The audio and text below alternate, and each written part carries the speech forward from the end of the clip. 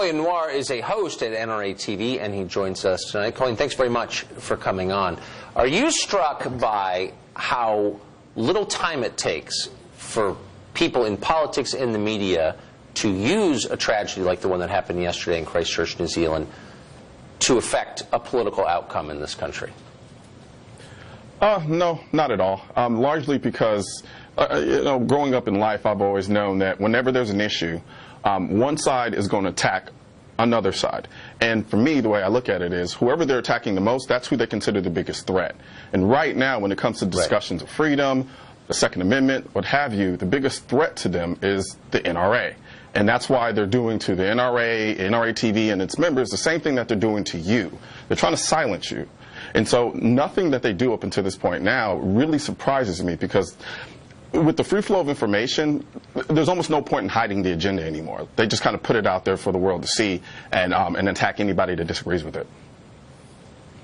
But to say that the NRA is responsible for a mass shooting in New Zealand where the NRA doesn't operate, in a country that has very strict gun laws, I mean, to say something like that out loud, do you expect that people will believe you, or are you just going through the motions of repeating your talking points?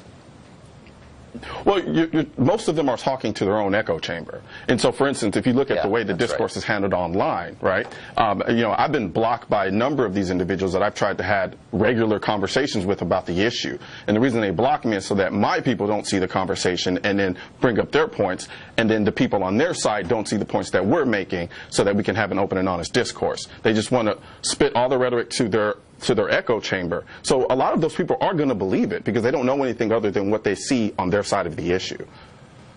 Right. No, that's a very smart point.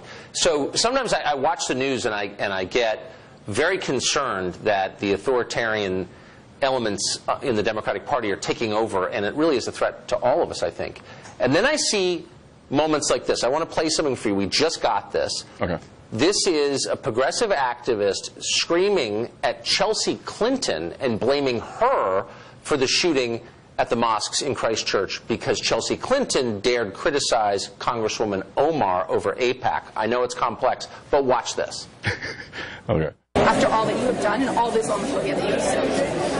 I'm so sorry. Well, certainly it was never my intention. I do believe words matter. I believe we have to show They do matter. And this right here is the result of a massacre stoked by people like you and the words that you have put out into the world.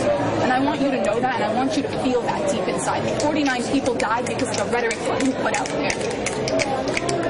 I'm so sorry. I don't think... What does "I'm sorry you feel that way" mean? What does that mean? Chelsea Clinton, of course, cravenly apologized because that's what you have to do. But why is it that when a crazy person kills innocents, other people have to blame bystanders? I mean, Chelsea Clinton, whatever her many failings, and I've criticized Chelsea Clinton many times, she did not shoot anybody in Christchurch, New Zealand. Why can't people blame the guy who did it? Because that's the state of our country right now. What we've done is we've taken the idea of personal accountability and responsibility and pretty much shoved it out of the window. And so now anytime something happens, we've positioned a lot of people in this generation to just look to somebody else and blame them for somebody else's actions. It's a weird kind of mentality that has developed over the last couple decades. And I'm starting to notice it more and more. When I see something like that, I'm going to blame the guy. I'm going to have my vitriol, save all of my vitriol for the person who actually committed the crime. And I'm not going to look to someone else and scapegoat that responsibility onto someone else, or even worse, an inanimate object like a firearm, which tends to happen even on a more regular basis. That's exactly right. It's like blaming a hammer when your house falls down. Colion Noir, thank you. It's great to see you. It's really interesting. Absolutely. Thanks for having me on again. Absolutely. Yo, real quick before you go, just want to let you know that for the remainder of 2019, I'm going to be giving away a bunch of awesome products, and I'm going to be doing this every single month. So if you want to learn more about how to sign up so you can potentially win some awesome products, hit the link in the description section and learn. What's going on, folks? This is Colion Noir. If you like what you saw in this video, be sure to hit the subscribe button that should be located on the bottom left portion of the screen. I mean, come on, who are you fooling? I know you want to.